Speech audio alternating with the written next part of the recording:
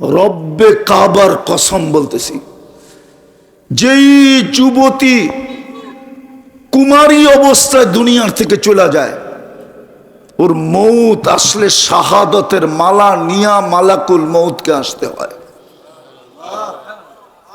কিসের মালা? কিসের মালা? এই উম্মত তো চিনি না। জানেন শাহাদতের প্রকার কয়টা? এই উম্মতের সাধারণ মৌত আল্লাহ মাইনা নিতে চায় না। হুজুরও মানবে কিনা জানি না।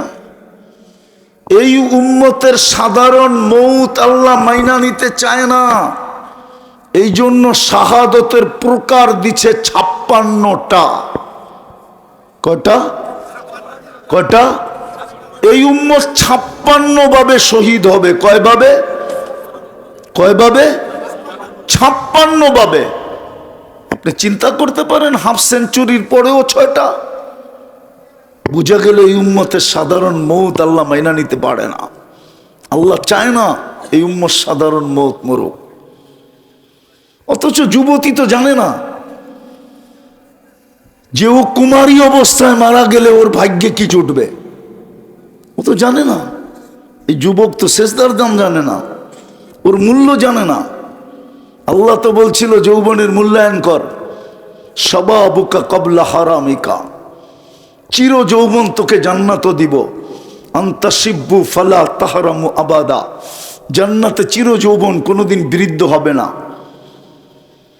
যৌবনের মূল্যায়ন কর, বৃদ্ধ হওয়ার পরে তোকে ফুল বোনাস দিব, ফুল বোনাস। যৌবন অবস্থায় যত আবাদত করতো, বৃদ্ধ হওয়ার কারণে যদি করতে না পারে, ফুল আবাদত ওর আমল নামায় লেখা হইতে থাকবে। কসম খোদার। ও তো জানে না, সেজদার জাম জানে না। যুবক যখন সেজদায় যায় তো আল্লাহ ফেরেশতাকে ডাইকা জিজ্ঞাসা করে, উনদুর ইলা হাদা শাব মাযা ইয়াফাল, তাকায় দেখতো যুবক করে কি। আল্লাহ জানে। ফেরেশতা প্রতি উত্তরে বলে, জাআলা আজলাহু ওয়া মাজালাহু লিআজলি, সব কিছু গুটায়া গাটায়া আপনার কুদরতি পায়ে রেখা দিছে। আল্লাহ ফেরেশতাকে বলে ইঙ্গিত করা বলে, ইন্নী উবাহি বিহিল মালাইকা, আমি তোমাদের উপরে এই যুবককে নিয়ে গৌরব করি। হাদা আবদি হাক্কা, এই যুবক আমার পারফেক্ট বান্দা। সুবহান বলে যখন চিৎকার দেয় তা আল্লাহ বলে, সাব্বাহতানি সাব্বাহতুক, যুবক তুই আমাকে পবিত্র বললি, তুইও পবিত্র, তোর গুনাহ মাফ করে দিলাম।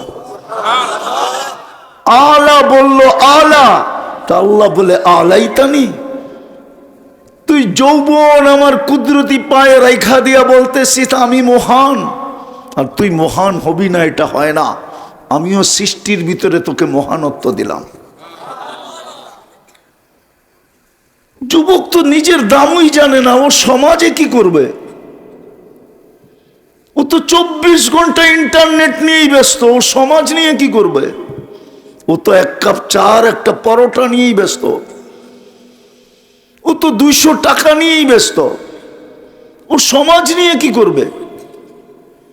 অথচ আল্লাহ রসুল তো বলছিল, নুসিরতু বিশ-শাবাব, আল্লাহ আমাকে সবচেয়ে বেশি সহযোগিতা করছেন যুবকদেরকে দিয়া। পড়েন ইতিহাস, দেখেন। কেননা আল্লাহ রসুল যুবকদেরকে তৈরি করছিলেন, মডেল হিসাবে বানাইছিলেন, মডেল। আমরা তো যুবকদেরকে তৈরি করতে পারি না, ওর ভিতরে তো জান্নাতের শৌকই ঢুকাইতে পারি না। আমার সমাজে তো জান্নাতের আলোচনা হয় না। আপনারা না এত শিক্ষিত মানুষ, কি লেখছেন এখানে? কি কি লেখা আছে উপরে? কি লেখা আছে? বলেন তো, এটার ইংরাজি কি? বলেন, বলেন, আপনি বলেন এটার ইংরাজি কি? ইসলামী ইন্টারন্যাশনাল কনফারেন্স। আপনি তো শব্দ দিয়ে স্যাটেলাইট বসায় দিছেন এখানে।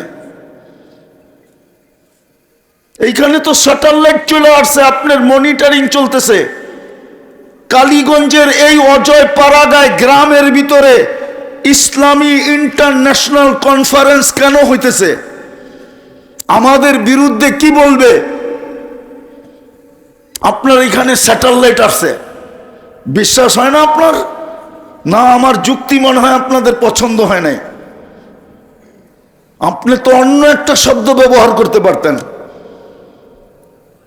শানে রেসালত করতে পারতেন, সিরত কনফারেন্স করতে পারতেন, তাইলে না সিরত বুঝতো, নাই তাইলে না রসুলের শান বুঝতো, শানে সাহাবা করতে পারতেন, তাইলে সাহাবাদেরকে চিনত। আমার উম্মত সাহাবাদেরকে চিনে না, অথচ যাদের সবচেয়ে বেশি কোরবানি। আপনি বাংলাদেশে মুসলমান কবের থেকে জানেন? এটাও তো জানেন না। জানেন বাংলাদেশের ইসলাম আর মদিনার ইসলাম সমসাময়িক, একই সময়ের ইসলাম। বিশ্বাস হয় না? 4 সাহাবী বাংলাদেশে আসছে, আবু ওয়াক্কাস, ওহাব ইবনে মালিক, কাসেম ইবনে হুযাইফা, উরওয়া ইবনে সাসা। এইখান থেকে 2 জন চীনে গেছেন। আবু ওয়াক্কাসের কবর গুয়াংজুতে, ওহাব ইবনে মালিক রাদিয়াল্লাহু তাআলা আনহুর কবর মঙ্গোলিয়ার বর্ডারে। 2 জনের কবর এই দেশে। কাসেম ইবনে হুযাইফা, উরওয়া ইবনে সাসা। আমি ইতিহাস পড়া বলতেছি, বানায়া বলতেছি না। 2 জনের কবরই বাংলাদেশের ভিতরে। ওই যুগে আসছে যেই যুগে আল্লাহর রসুল হিজরত করেন নাই। সাহাবাদের কোরবানির কারণে আপনি মুসলমান। আপনি চিনেন না, আপনি দুনিয়া ঘোরেন নাই, কোথা থেকে বুঝবেন? আমি অহংকার করে বলতেছি না, আমি 103টা দেশ দেখছি। কোরআনে যত জাগার কথা আছে আমার গনতে হবে কোনোটা বাকি আছে কিনা, দেখতে হবে। মনে হয় নাই। যত নবীর কবর চিহ্নিত আছে মনে হয় একটাও বাকি নেই। আল্লাহ আমাকে দেখাইছে, এই জন্য বলতেছি, অহংকার করে বলতেছি না। বাংলাদেশে এলেম কবে থেকে এটা জানেন? সর্বপ্রথম এই জমিনে বুখারী কোন সনে পড়ানো হয়েছে কেউ জানে না, ওলামাও জানে কিনা জানি না। 1268 সনে সর্বপ্রথম বাংলার জমিনে বুখারীর দর্শ হয়েছে সোনার গায়ে আবু তৈয়ামা রহমতুল্লাহ আলাই, পড়ায় 800 বৎসর আগে। সাহাবাদের কোরবানি আছে এই জমিনে। এই জন্যই আমি মাঝে মাঝে বলি এই জমিনের একটা আধ্যাত্মিক শক্তি আছে। 1432 বৎসরের ইতিহাস আমার এইখানে ঢুকানো আছে। আমি বয়ান করি না, এই জমিনের একটা আধ্যাত্মিক শক্তি আছে যে বেশি খেলে এই জমিন নিয়ে জমিন ওকে প্রথমে রান আউট করতে চায়। যদি রান আউট না হয় তাহলে জমিন ওকে বোল্ড আউট করতে চায়। যদি বোল্ড আউট না হয় তাহলে ক্যাচ আউট করতে চায়। যদি ক্যাচ আউটও না হয় তো ছক্কা মাইরা বাউন্ডারির বাহিরে করে দিতে চায়। এটাই জমিনের আধ্যাত্মিক শক্তি, আপনি জানেন না? ইসলামের প্রথম কোরবানি এই মাটির নিচে আছে।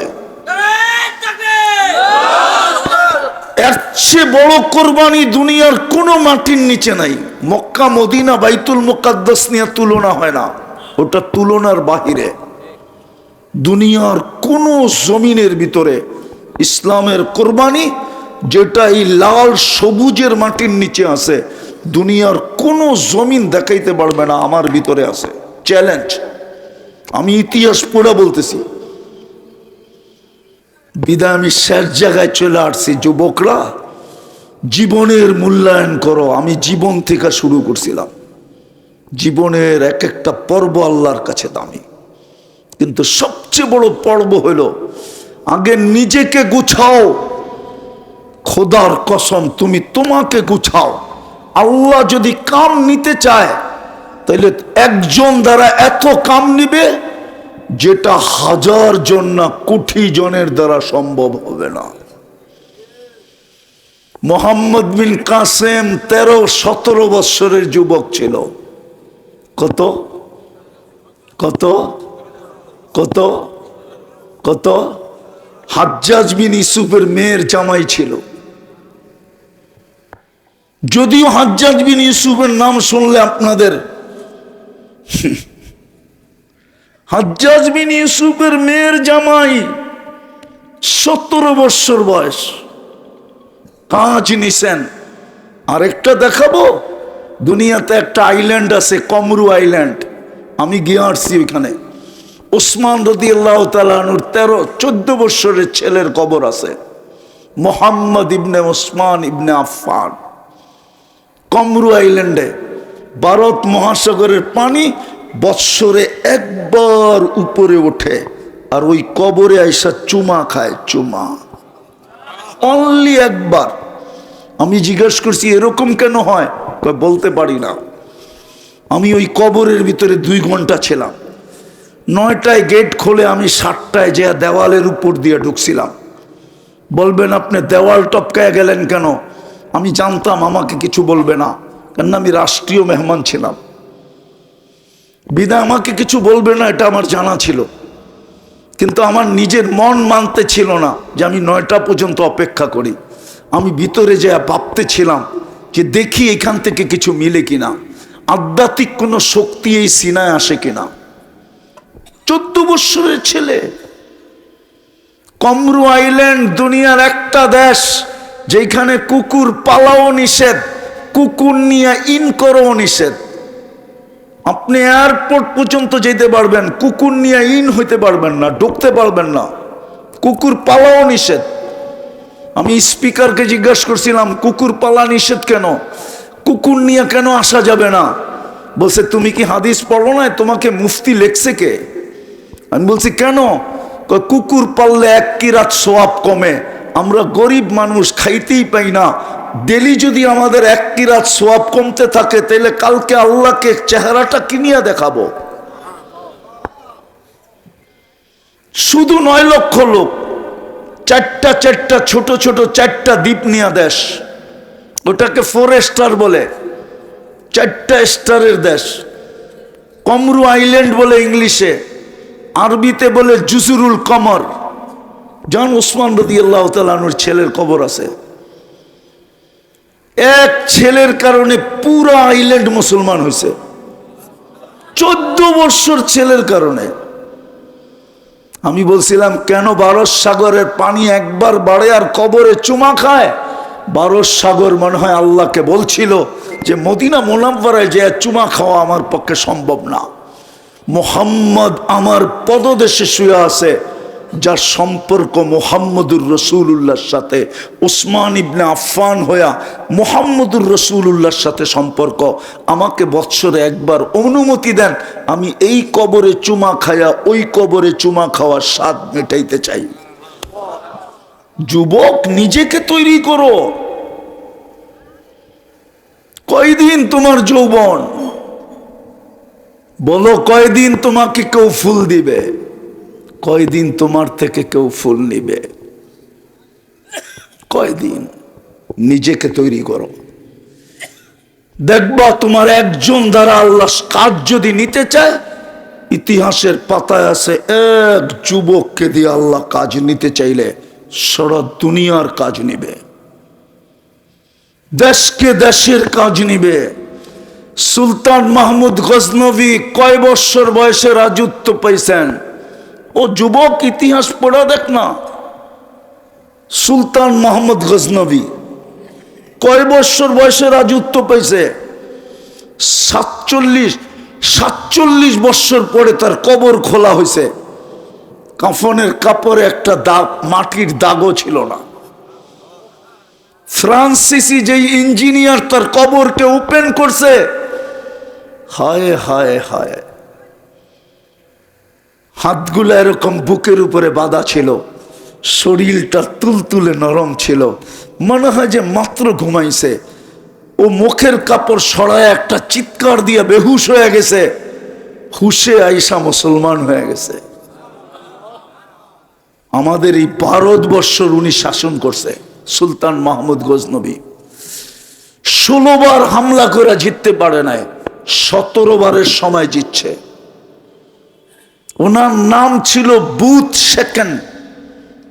ভারতবর্ষের থেকে সব মূর্তিকে উনি সাফ করছেন, সাফ। ইতিহাস উঠায় দেখো কয় বছর বয়সে রাজত্ব পাইছে। সুলতান মাহমুদ গজনবী। আরে দেখো না, দেখো না, বাদশাহ আলমগীর কত বৎসর বয়সে রাজত্ব পেয়েছে এই ভারত মহাদেশের। মোগলদের যিনি ফতুয়ায় আলমগীরি লেখছেন, কত বৎসর বয়সে রাজত্ব পেয়েছে দেখো না। হুজুররা দেখেন না, তারপরে যুবকদেরকে বলেন, তোমাদের পায়ে হাত দিয়া বলি, তৈরি করো নিজেকে, ইসলামের রঙে রঙিন করো, মুহাম্মদুর রাসূলুল্লাহর আদর্শে সাজাও। যুবক, শেষ হাদিস দিয়া শেষ করতেছি, তুমি জমিনে হাঁটবে আর আল্লাহ বলবে লাউলা শাবাবা খুশা। এই যুবক যদি জমিনে না থাকতো, লাজালতু সামা হাদিদা, আমি আকাশকে লোহার বানায়া দিতাম, অল আরদা সফসফা, জমিনকে তামা, ওমা আনজালতু মিনাস সামাই কতরা, একটা বৃষ্টির ফোঁটা না, ওমা আমবাত্তু মিনাল আরদি হাব্বা, একটা শস্যের দানা না, বল আনজালতু আলাইহিমুল আযাবা সাব্বা, একের পর এক আযাব দিয়ে ধ্বংস করে দিতাম। কিন্তু যুবক, তোর জন্য পারি না। এতটুকু দামি হবে তুমি, ইসলামের রঙে নিজেকে রঙিন করো, কাজ আল্লাহ নিবে কাজ। তুমি আর কি কাজ করবে? তুমি করতে চাইলেই বা কতটুকু করবে? আগে নিজেকে তৈরি করো। আল্লাহ যখন কাজ নিতে চাবে, একজন দ্বারা কাজ নিবে, একজন। এতটুক কাজ নিবে, সারা দুনিয়া তাক লেগে যাবে, তাক। দু চারটা দেখামো। আমাদের থানবী রহমতুল্লাহ 1300 কিতাব লেখছে। ওনার বেশিরভাগ কিতাব ওই কয়েক কয়েক ভলিউম। 63 বছর বয়সে মারা গেছে। বলেন, উনি কি মার পেটের থেকে পড়ি লেখা শুরু করছে? 16, 17, 19 বছর তো লাগছে পড়া কমপ্লিট করতে। হেফজ কিতাব সব কমপ্লিট করতে লাগছে 17, 18 বছর, 19 বছর লাগছে। 19 বাদ দেন, 63 থেকে কয় বছর থাকে? ইমাম তাইমিয়া রহমতুল্লাহ আলাইহির এক কিতাব ওই 36 ভলিউম। উনি 63 বছর বয়সে মারা গেছে। ইমাম তাইমিয়ার জানাজা দেখা 60,000 খ্রিস্টান মুসলমান হয়েছে। আবু হানিফা রহমতুল্লাহ আলাইহির জানাজা দেখা 90,000 খ্রিস্টান মুসলমান হয়েছে। হায় হায় হায় হায় হায় হায়। বাইজিদ বুস্তামির এক মজলিসে 5 লক্ষ পাদ্রী মুসলমান হয়েছে। 5 লক্ষ পাদ্রী। অথচ অথচ অথচ অথচ অথচ আল্লামা আলবানী রহমতুল্লাহ আলাইহি, ওনার গ্রামে আমি গেছি। নাসির উদ্দিন আলবানী, ওনার গ্রামে আমি গেছি। একদিনে 5 লক্ষ মুসলমান খ্রিস্টান হয়েছে। আপনি সুবহানাল্লাহ পড়েন। ওনার কবর আম্মানে, আমি ওনার কবর জিয়ারত করে আসছি। জর্ডানের রাজধানী আম্মানে ওনার কবর। আমি চিনি ওনার কবর কোথায়। আমি ওনার গ্রামে গেছি আলবানিয়া। একদিনে 5 লক্ষ মুসলমান খ্রিস্টান হয়েছে। অথচ বাইজিদ বুস্তামির এক মজলিসে 5 লক্ষ খ্রিস্টান পাদ্রী মুসলমান হয়েছে। ওনাকে 62টা প্রশ্ন করছিলেন পাদ্রীরা, উনি 62টার জবাব দিছে। উনি একটা প্রশ্ন করছিলেন বড় পাদ্রীকে, 5 লক্ষর উস্তাদকে একটা প্রশ্ন করছিলেন। পাদ্রী চুপ হয়ে গেছে। শিষ্যরা বলছে, জবাব দেন না কেন? 62টার তো দিলে, একটারটা দিতে পারবেন না? বলছে, পারি জবাব, কিন্তু তোমরা মানবে কিনা? বলছে, মানব। জবাব দিতে দেরি, কলেমা পড়তে দেরি করে নাই। হায় হায় হায়। যুবকদের পায়ে হাত দিয়ে বলি, তোমরা যৌবন দুই জিনিসের মাধ্যমে মাটিতে মিশাইয়া দিতেছ। দুই জিনিস, একটা হলো মাদক, আর একটা হলো ইন্টারনেট। আমার সমাজে সুশীল সমাজ কাজ করে না, আমার শিক্ষিত সমাজ কাজ করে না, আমার ডাক্তার সমাজ কাজ করে না। ওরা ইচ্ছা করলে তোমাদেরকে যুক্তি দিয়ে বুঝাইতে পারে যে ইন্টারনেটের আজে বাজে ব্যবহার তোমাদের যৌবনের উপরে কি এফেক্ট হইতেছে। তোমরা আমার কাছ থেকে শোনো, বিশ্বাস করো আর না করো। তোমরা সারাদিন যা দেখো ইন্টারনেটে, আমি বদদুয়া দিতেছি না, হইতে পারে তোমরা বাসর রাত্রে তোমাদের উইকেট পড়ে যাবে, তোমাদের যৌবন মাটির সাথে মিশা যেতেছে। তোমরা ইন্টারনেটে যা দেখো, যুবতীরা যা দেখে, বাংলাদেশে পরকীয়ার তুফান চলতেছে কেন? বাংলার প্রবাদ বাক্য সত্য হইতেছে, যুবতীরা কুড়িতেই বুড়ি হয়ে যেতেছে। স্বামী পরকীয়া করবে না তো করবে কি? যুবকরা ইন্টারনেটের ব্যবহারে যৌবন মাটির সাথে মিশায়া দিতেছে। ওর স্ত্রী পরকীয়া করবে না তো করবে কি? এই জন্য পরকীয়ার তুফান বাংলাদেশে চলতেছে। হারবালের দোকান প্রত্যেক গলিতে গলিতে বাড়তেছে। ইন্টারনেটে হারবালের কিনা বেচা হায় হায় তুফানের মতো চলতেছে। দুনিয়ার কোনো হারবালে যৌবন নাই। যুবক, আমার চেয়ে বেশি হারবাল তোমরা দেখো নাই। যদি দুনিয়ার হারবালে যৌবন থাকতো তাহলে সবচেয়ে বড় এজেন্সি আমার কাছে থাকতো। আমি আজ থেকে দুনিয়া ঘুরি না, 103টা দেশ একদিনে হয় নাই। আমি অহংকারের সাথে বলতেছি না। আলহামদুলিল্লাহ সুম্মা আলহামদুলিল্লাহ, বৎসরে 2-4 দিন এরকম যায় আমি 2 বেলা 2 মহাদেশে খাই, আবার 3 বেলা 3 মহাদেশে খাই। আল্লাহ আমার জন্য দুনিয়া ওপেন করে দিছে। আমি চিনি হারবালে যৌবন নাই, পায়ে হাত দিয়া বলি ফিরো, নিজেকে ইসলামের রঙে রঙিন করো, মুহাম্মদুর রাসূলুল্লাহর আদর্শে আদর্শবান বানাও। আল্লাহ তোমার থেকে কাজ নিবে, কসম খোদার, তোমাদের থেকে কাজ নিবে। আল্লাহর রসুলের দোয়া তোমাদের সাথে আছে। নুসিরতু বিশাবাব, আল্লাহ সবচেয়ে বেশি কাজ যুবকদেরকে দিয়া নিছেন, তোমাদের দ্বারাও নিবে। পারবা তওবা করে ফিরতে? পারবা? আরে যুবকরা কি বলে পারবা? কে কে পারবা মনের থেকে যে আমি তওবা করে ফিরতে চাই? পারবা? আর নইলে একদিন তুমি নামাও, একদিন তুমি আমাকে খুঁজবা, বলবে হুজুর সত্য বলছিল। আমি আমার নিজের কাহিনী বলতেছি। আমি এক ব্যক্তিকে চিনি, হয়তো মারা গেছে। ও বলতো মৌলানা নে সচ কাহা, আফসোস হাম না সমঝে। মৌলানা সত্য বলতো, কিন্তু আমরা বুঝি নাই। কাহিনী বড় পিছের, বড় লম্বা। তুমিও একদিন বলবা হুজুর সত্য বলছিল, আমি বুঝি নাই। ওই দিন বলে লাভ হবে না। আজকে তওবা করো, ফিরো, ইসলামের রঙে নিজেকে রঙিন বানাও। তোমাকে আল্লাহ সারা দুনিয়ার জন্য মডেল বানাবে। হাজারো যুবকের নাম ইতিহাসে আছে মডেল। হ্যাঁ, তোমার কাছে মডেল না হইতে পারে, আল্লাহর কাছে মডেল। তোমার কাছে মডেল না হইতে পারে, আল্লাহর রসুলের কাছে মডেল।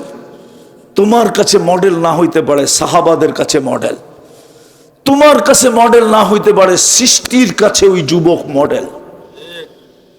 সমগ্র সৃষ্টির কাছে ওই যুবক মডেল। সত্য বলতেছি, সত্য বলতেছি, নাহলে হাজারো যুবকের কবর আমাকে কাঁদাইতো না। আমি হাজারো যুবকের কবর চিনি। আমার চোখে একটা চশমা না, 2টা। ভিতরেরটা অপারেশন করে লাগানো, বাহিরেরটা শুধু দেখা যাইতেছে। কাঁদতে কাঁদতে আমার চোখ শুকায় গেছে, এখন আর কান্না আসে না। হ্যাঁ যুবক, এই জন্য তোমাদের পায়ে ধরতেছি আমি। তওবা করে ফিরে আসো, ইসলামের রঙে রঙিন হও। এই জীবনই জীবন না।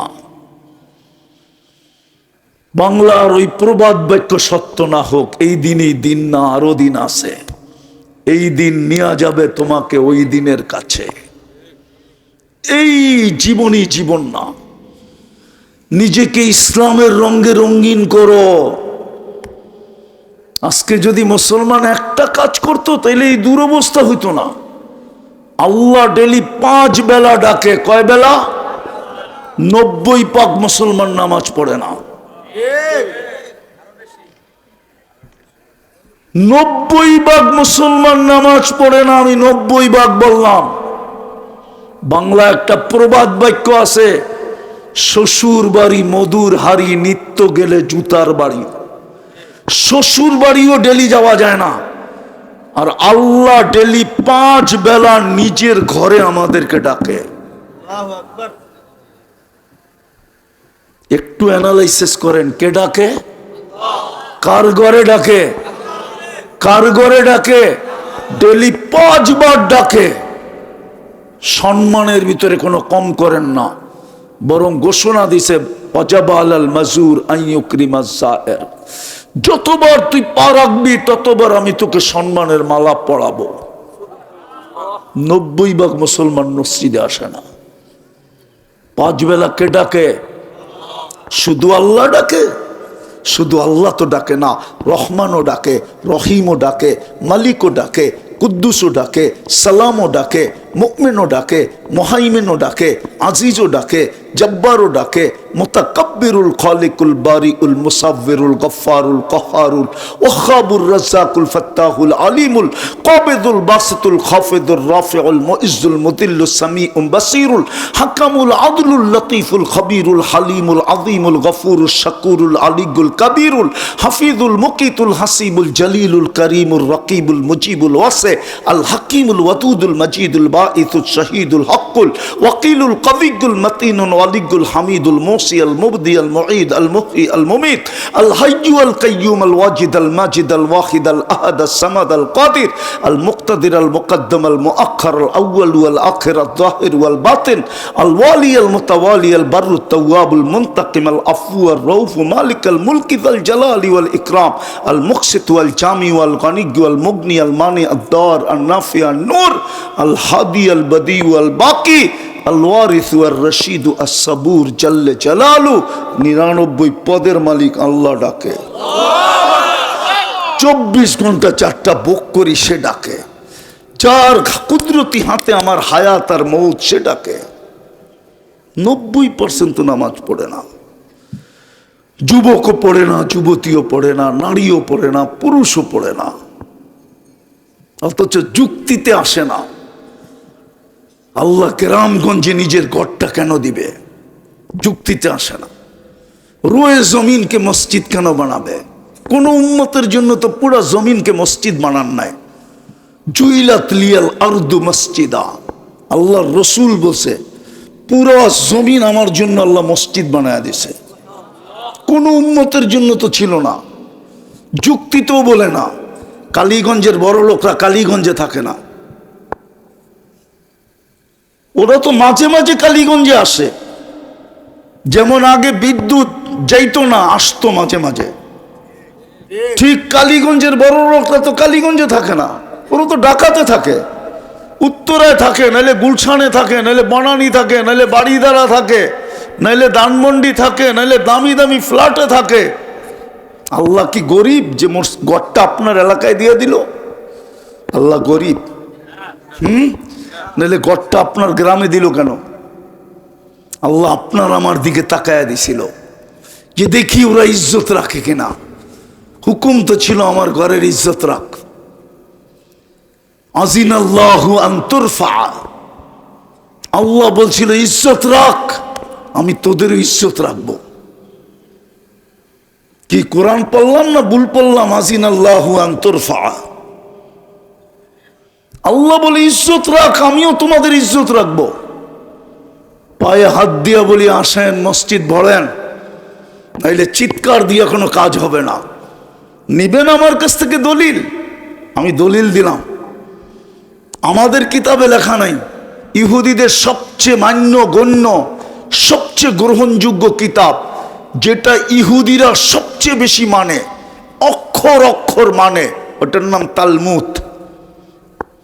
নেটে সার্চ দিয়া দেখেন, তালমুদ নাম ওটা লেখা আছে, যতদিন পর্যন্ত মুসলমানের জুমার জামাত আর ফজরের জামাত সংখ্যায় সমান না হবে ততদিন পর্যন্ত মুসলমানের বিজয়ের পালা শুরু হবে না না না না।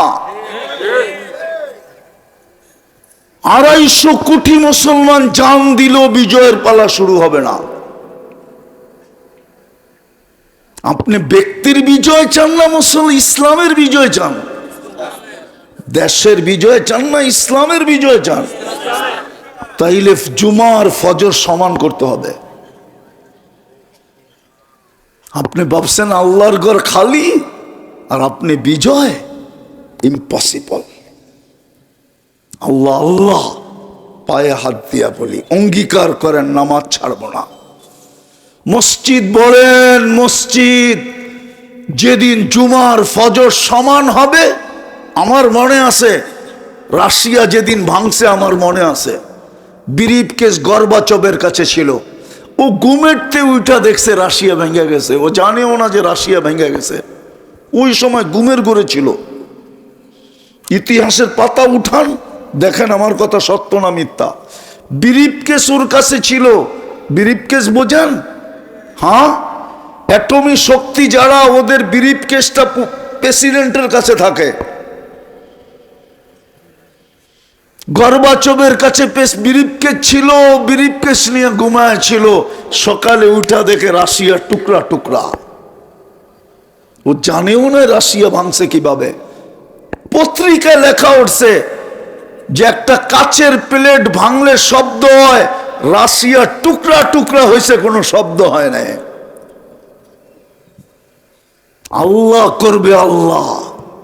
আপনি মসজিদ বলেন, ঘুমের থেকে উঠা দেখবেন বিজয়ের পতাকা উঠতেছে আকাশে, কসম খোদার।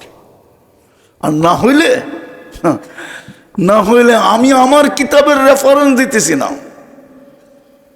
আমাকে 89তে প্রশ্ন করছে, 89 প্রশ্ন আমি এখনো বলতেছি। হ্যাঁ, 89 প্রশ্ন। তোমাদের ফজরে আর জুমায় মুসল্লি কতটুকু হয়? জবাব ছিল জুমার তুলনায় ফজরে কোনো মুসল্লি হয় না। খ্রিস্টান পাদ্রী, ইহুদি পাদ্রী, জুস চিৎকার দিয়ে উঠছে, ইদান নাহনু ফিল আমান, তাইলে আমরা নিরাপদ। আমাদের কিতাবে লেখা আছে যতদিন পর্যন্ত তোদের সংখ্যা সমান না হবে আমরা নিরাপদে থাকবো। ইচ্ছা করলে তোদেরকে মাটিতে মিশাইয়া দিব, কিচ্ছু করার ক্ষমতা থাকবে না। আজকে তো তাই হইতেছে ফিলিস্তিনে। একটা রুটির টুকরার জন্য মরতেছে আর মুসলমান তাকায় তাকায় দেখতেছে, অথচ দুনিয়ার চাবি মুসলমানের কাছে। আজকে যদি ঘুরায় দেয় কালকে সকালে ঠিক হয়ে যাবে।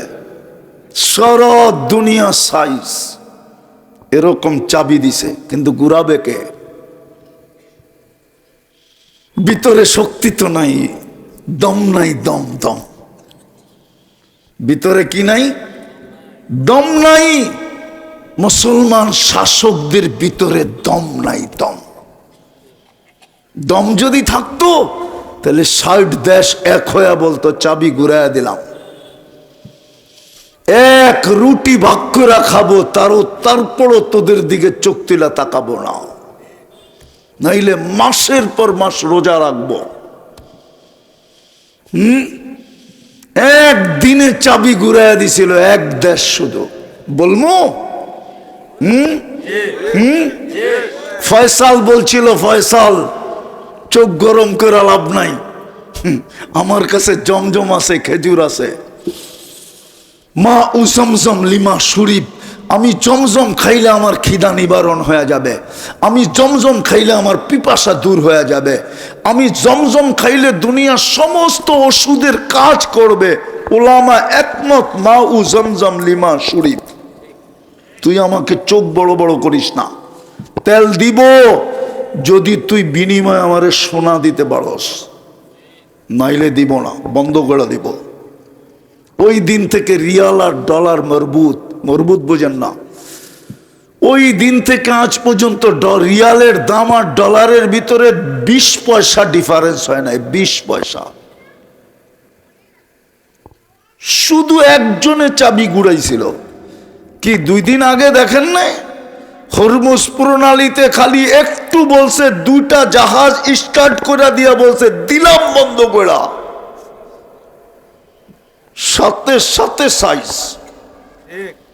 মুসলমানের কাছে চাবি আছে কিন্তু ভিতরে দম নাই। দম কি নাই? দম নাই আমাদের ভিতরে। আমার কথা মানেন, পড়েন মসজিদ, পারবেন না ছাড়বেন? আরো ছেড়ে দিবেন নামাজ, বলবেন আমি ব্যস্ত, ঠিক না? পড়বেন না ছাড়বেন? মসজিদ বলবেন না আরো খালি করবেন? পাক্কা ওয়াদা? আল্লাহ আমাদেরকে আমল করার তৌফিক দান করেন। ওমা আলাইনা